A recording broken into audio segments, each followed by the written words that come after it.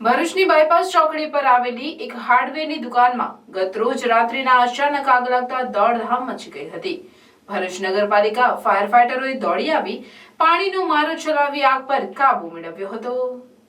ભરૂચ શહેરમાં ગતરોજ રાત્રિના અચાનક વાતાવરણમાં આવેલા પલટા બાદ વાવાઝોડા અને ગાજવીજ બાદ કમોસમી વરસાદ વરસ્યો હતો, જેના કારણે શહેરમાં આવેલા અનેક વિસ્તારોમાં વીજ પુરવઠો ખોરવાઈ જતા શહેરમાં અંધારપટ છવાઈ ગયો હતો। ત્યારે ભરૂચના જંબુસર બાયપાસ ચોકડી પર આવેલી હાફિઝ હાર્ડવેરની દુકાનમાં અચાનક આગ ભભૂકી ઉઠતા દોડધામ મચી ગઈ હતી।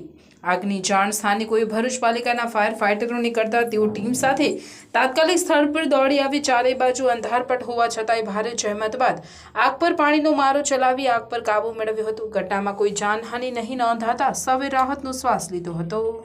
ભરૂચ શહેર ખાતે દહેજ બાયપાસ ખાતે હાફિઝ હાર્ડવેરમાં આગ લાગવાનો બનાવ બન્યો હતો। 12 વાગ્યાની આસપાસનો બનાવ હતો, જેના પગલે ભરૂચ ફાયર બ્રિગેડને જાણ કરાતા ભરૂચ ફાયર બ્રિગેડની એક વોટર બાઉઝર ટીમ સહિત તાત્કાલિક ઘટના સ્થળ પર આવી આગની પરિસ્થિતિને કાબૂમાં કરેલ છે। અત્રે જોતા કોઈ ઈજાનો કે કોઈ જાનહાનિનો કોઈ અહેવાલ નથી।